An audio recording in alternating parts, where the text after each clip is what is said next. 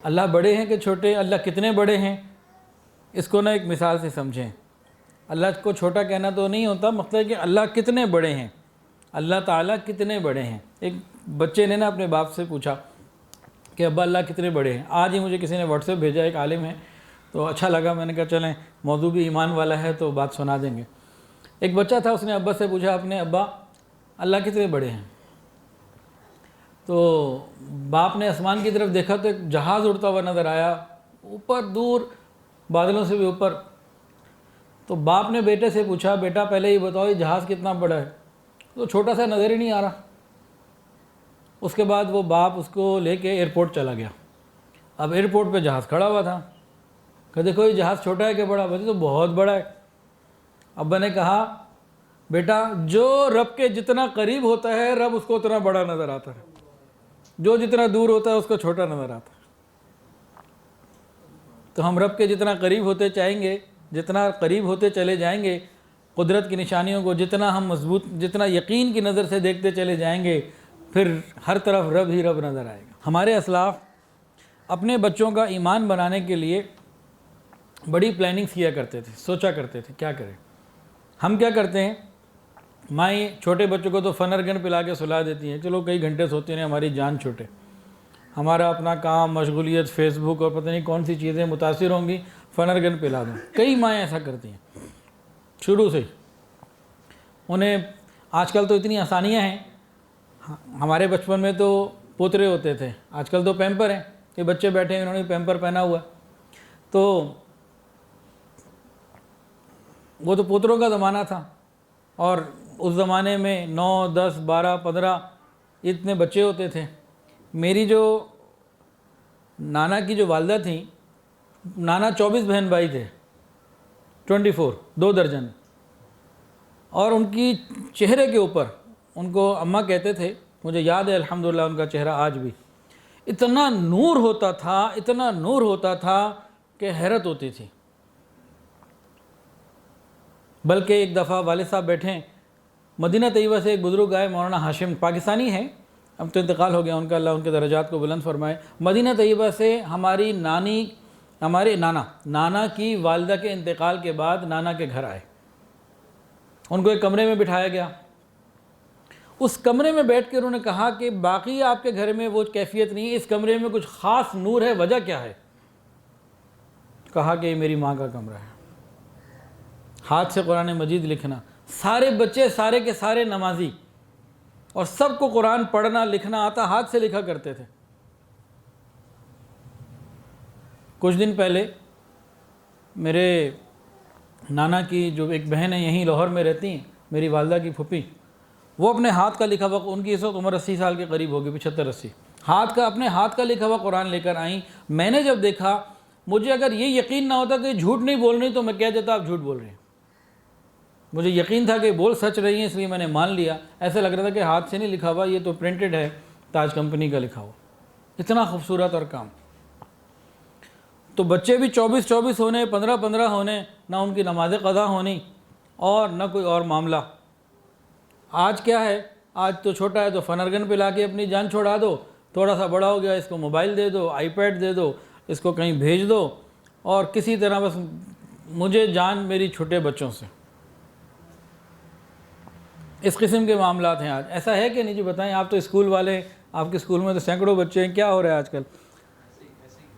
ماں باپ آپ کے پاس بھیج دیتے ہیں کہ ٹھیک ہے جی اسکول والے تربیت کر کے ہمارے پاس بھیجیں۔ ایک میں آپ کو لطیفہ سنا لوں پہلے۔ ہمارے یہاں ایک 10 دن کا بچوں کا پروگرام ہوا یہاں پہ، اسی مین برانچ میں، سمر کیمپ تھا۔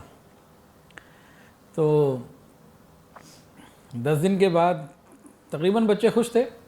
ایک والد صاحب کا فیڈ بیک آیا کہ جی 10 دن یہاں رہیں تو ان کے اندر تو کوئی تبدیلی نہیں، ابھی پکے نمازی تو نہیں بنے، ابھی ان کے اندر یہ نہیں ہوا، یہ نہ ہوا، یہ نہ ہوا۔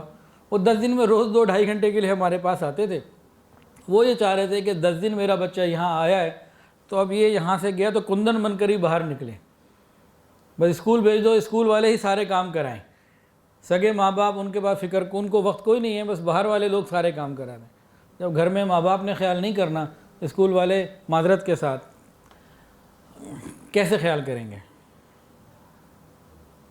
ماں باپ کی ذمہ داری ہے۔ گھر کے اندر سے یہ معاملہ شروع ہوگا، فکر گھر کے اندر سے شروع ہوگی۔ تو پہلے جو ہمارے بڑے تھے وہ کیا کرتے تھے، ماں باپ بیٹھ کے سوچتے تھے بچوں کا ایمان کیسے بنانا ہے۔ ایک واقعہ سن لیجئے، حضرت خواجہ قطب الدین بختیار کاکی رحمۃ اللہ علیہ، یہ بادشاہوں کے بھی پیر تھے۔ یہ جب پیدا ہوئے چھوٹے تھے تو دونوں ماں باپ بیٹھے بچے کا ایمان کیسے بنائیں۔ آج کوئی ہیں ایسے ماں باپ جو سوچتے ہیں بچوں کا ایمان کیسے بنائیں؟ آج تو یہ معاملہ ہے، اگر 100 میں سے اس نے 90 نمبر لے کے سیکنڈ آ گیا تو ماں باپ شور مچا دیتے ہیں، جی یہ کیا ہو گیا، جی وہ تو 93 لے کے اوپر آ گیا۔ اس نے اتنی محنت کر کے یہ جو نمبر لیے ہیں اس کا شکر ادا نہیں کرنا، اس کو مزید پریشانی میں ہی ڈال کے رکھنا ہے۔ تو ایک مشکل بنی ہوئی ہے۔ اب یہ دو ماں باپ ہیں، یہ بھی ماں باپ ہیں، بیٹھے کیا کریں جی؟ ماں نے کہا میرے پاس ایک آئیڈیا ہے، میں اس آئیڈیا کو اپلائی کروں گی اور بچے کا ایمان بنانے کی کوشش کروں۔ دونوں کے اندر سیٹلمنٹ ہو گئی۔ بچہ تھوڑا سا بڑا ہوا، مدرسے جانے لگا۔ تو چند دن جب آیا گیا مدرسے تو ماں نے کہا، ایک دن بچہ واپس آیا تو ماں نے جلدی سے روٹی بنا کے کہیں چھپا دی تھی۔ بچہ آیا، امی بھوک لگی ہے روٹی۔ کہا بیٹا ہمیں بھی روٹی اللہ دیتے ہیں، سب کو اللہ دیتے ہیں، تمہیں بھی اللہ دیں گے، اللہ سے مانگو۔ امی میں کیسے مانگوں؟ بیٹا وضو کر لو۔ وضو کر کے آگے، امی اب کیا کروں؟ اب جا نماز پہ 2 رکعت نفل پڑھو۔ امی میں نے نفل بھی پڑھ لیا، اب کیا کروں؟ اب اللہ سے مانگو۔ اب وہ چھوٹا بچہ اپنی زبان میں اللہ سے کہہ رہا ہے، یا اللہ بڑی بھوک لگی ہوئی ہے، امی ابو کو بھی آپ روٹی دیتے ہیں، مجھے بھی روٹی دے دیجیے۔ دعا مانگ کے جب فارغ ہوا، امی کے پاس آیا، امی اب میں کیا کروں؟ امی نے کہا بیٹا اندر کمرے میں جاؤ، گھر میں تلاش کرو، اللہ نے کہیں بھیجی ہوگی، تمہیں تمہارے نصیب کی مل جائے گی، تلاش کرو۔ بچہ گیا، اس کو کہیں جو ہے نا وہ روٹی نظر آ گئی، خوشبو آ گئی، بہرحال اس کو روٹی مل گئی، کھا کے بڑا خوش ہوا۔ اگلے دن پھر یہی ہوا، اگلے دن پھر یہی ہوا، یہ روز کا معمول بن گیا۔ اب بچے کو جب روٹی ملتی نا تو بچہ ماں سے پوچھتا، امی اللہ کتنے پیارے ہیں، اللہ نے مجھے روٹی دے دی۔ بیٹا اللہ تو سب کو روٹی دیتے ہیں، جانوروں کو بھی دیتے ہیں۔ ہاں جانوروں کو بھی دیتے ہیں۔ اب وہ اللہ کی محبت اور عظمت کی بات کرتا، اللہ تعالیٰ سے تعلق اس کا بنتا کہ اللہ بہت مہربان ہے اور اللہ نے تو جب مانگتا ہوں مل جاتی ہے۔ اس طرح کے جو ہے نا وہ الفاظ اور چیزیں پیدا ہونے لگی، بچے کے اندر جو ہے اللہ تعالیٰ کی بڑائی اور اللہ کی محبت بڑھ گئی۔ ایک دن کیا ہوا، یہ ماں کہیں رشتہ داروں کے یہاں گئی ہوئی تھی، وہاں لیٹ ہو گئی۔ ایک دم اس کو خیال آیا کہ میرے بچے کے واپس آنے کا ٹائم ہو چکا ہوگا۔ اس نے برقع پہنا، تیزی کے ساتھ، تیز قدموں کے ساتھ گھر کی طرف چلتی آ رہی اور رو رہی ہے، اللہ یہ ساری محنت تو میں نے ایمان بنانے کے لیے کی تھی، جو بھی کچھ کیا تھا اس لیے کیا تھا بچے کا تیرے سے تعلق بنے۔ اب بچہ آ جائے گا، اسے روٹی نہیں ملے گی تو میری تو ساری محنت ضائع ہو جائے گی۔ اب یہ رو بھی رہی ہے، تیز چل بھی رہی ہے، گھر آ گئی۔ گھر آنے کے بعد بچے کو دیکھا، بچہ سو رہا ہے، بچے کو نہیں اٹھایا، فوری طور پر روٹی بنائی اور روٹی بنا کے چھپا دی اپنی ترتیب کے مطابق، پھر بچے کے منہ پہ بوسہ دیا۔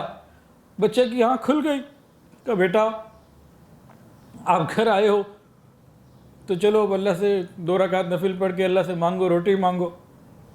کہا امی روٹی تو میں نے کھا لی۔ تو تم نے کیسے روٹی کھا لی؟ کہ امی آج جب میں آیا تھا تو گھر میں آپ بھی نہیں تھی، مجھے بھوک بھی لگی ہوئی تھی، میں نے 2 نفل پڑھے، پھر میں نے اللہ سے مانگا۔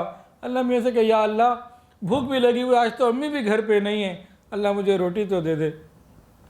بچہ کہنے لگا پھر میں کمرے میں گیا، امی مجھے روٹی مل گئی اور آج روٹی کی جو لذت تھی ایسی لذیذ روٹی تو میں نے کبھی نہیں کھائی۔ کاکی روٹی کو کہتے ہیں، تو یہ کاکی روٹی ان کے نام کا حصہ بن گیا۔ حضرت خواجہ قطب الدین بختیار کاکی رحمۃ اللہ علیہ۔ تو ایک زمانہ تھا ماں باپ اپنی اولاد کا ایمان بنایا کرتے تھے۔ آج تو ہم خود ان کو سوشل میڈیا کے حوالے کر دیتے ہیں کہ ہمارے پاس وقت نہیں ہے، یہود و نصارہ وہ ہماری اولادوں کی تربیت کریں۔ جنہوں نے تورات اور انجیل کو نہ چھوڑا، اس میں اپنی مرضیات شامل کر دیں، وہ باقی کیا چیزوں کو چھوڑیں گے.